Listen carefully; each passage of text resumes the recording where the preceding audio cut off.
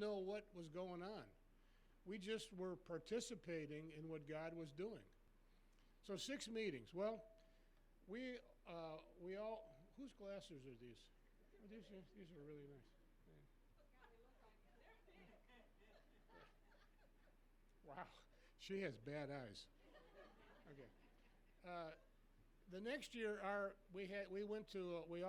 most of the people that I'm talking about that did these meetings went to one church in our city, our church. And so the man who's in charge of evangelism sort of heard about it. So called Joyce into his office and said, "What are you doing?" Everybody's talking about evangelism in neighborhoods. And of course, that's what his job was. His job was to help people do evangelism in their places they lived. And so, Joyce said, I'm not exactly sure what's going on, but we did these meetings, and it was wonderful. And he said, would you come to the Bible study that meets on Tuesday, and would you share this with the people there and see if anybody's interested? So Joyce went to the Bible study, and that year there were 23 women who signed up to do a Christmas gathering, which means they invited their neighbors into their house, and someone came to present the clear, simple message of the gospel of Jesus Christ. 23 meetings in 2 weeks. Now, in our church, we go to a very large church. There were like 3,000 people that went there. There had never been that much evangelism in 2 weeks. And again, the idea was so simple, a party. Hello, like a party. Everybody likes a party. It's fun. The neighbors get together. They talk. They share Christmas traditions. They eat some food. It doesn't have to be fancy food. And a friend comes to share the gospel message. Again, many Bible studies resulted. Fast forward year 4. Now, I'm telling you this, and I want to say one thing. Remember the first meeting, because I want to get back and I want to talk about that first meeting that she had. But it went to the next year about 60 of these meetings. And guess what? Joyce couldn't, there weren't enough nights for her to do it. And so we had to figure out, imagine this, a list of people who wanted to reach their neighbors, invite their neighbors into their home. And they were saying, would you help us? Would you train a speaker to come to present the gospel? Well, that's amazing. And so we were happy to do that. And today you're going to be exposed to what we call speakers training, where you will learn very simply how to present a clear gospel message in your neighborhood or someone else's neighborhood. The next year, somebody got wind of it that wrote really a small Christian magazine. It went out to, I don't know, maybe 5,000 or 10,000 people, which isn't very large for a magazine in America. And they wanted to write the story of these 4 years, all these meetings taking place. And they said that probably, you might have 5 people that will write to you and want more information. Are you prepared to send them something if we offer it in the article? So we said, well, sure, 5. So Joyce scribbled down some notes, and they typed it up, and it was probably about 10 pages or 15 pages of information. And guess how many requests we had? You could never get. 250 people wanted more information on how to do this evangelism. Now, if you were writing an article about Bible study, you would expect that. But this is evangelism. People find this very hard to do, and they read the article and they said, wow, we could do that. We could have a party at Christmas in our neighborhood. And I don't have time. I only have a few minutes left, and I need to turn the microphone over to my wife. But there was a gal in Michigan who received one of these 250 packets. And by the way, they cost about 25 TTs. Okay, is that what you call them? Okay, about 25. So 200 multiply. I had to pay for that. 250 times. It wiped out our whole Christmas budget. Right there, it was gone. She kept getting these stacks of letters in the mail saying, would you send us information about evangelism? So we didn't have much Christmas that year. Well, actually, we had a wonderful Christmas, but it was different than we thought. We had to tell the kids we're not going to have many gifts this year. We're just going to send out information. So fast forward about 3 years, and we find out about someone lives in Michigan, which is 2 states over from where we live in Minnesota. And so Joyce called this gal, and she got one of these packets. And in the time that had gone by since she got it, she had organized and completed more than 300 evangelistic meetings in homes in her city, and had Bible studies that were taking place all over it was in Detroit, Michigan, all over the Detroit, Michigan area. Over to visit her, and she said, see that home? Their Christmas, and then that person came to Christ and lives in that house, and that person came to Christ and lived in that house, and that person came to Christ, telling us these stories. And this gal would help people do the party. It would minister all evening, and then the next year they'd do another party and invite all the neighbors again. So Christmas gatherings, it wasn't our idea. We didn't think of it. We're not smart enough. All the titles. I have no titles right now. And kind of the same way, we're, not like professional. Get it? Okay. Sin has gone. Kids tell that phrase. I don't talk about it viral. That here, just people somehow sovereign joy, not anybody, sovereign together this that will house planter, church planter, 50,000 have been a net worshipers that he part of it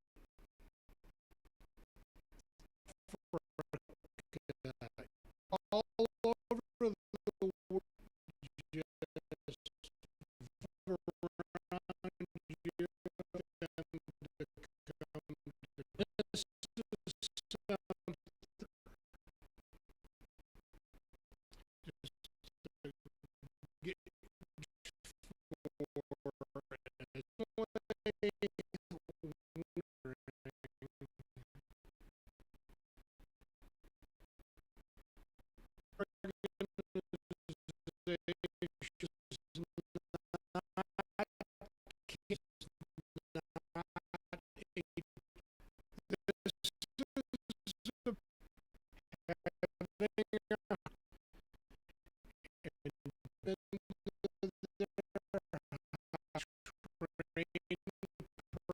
as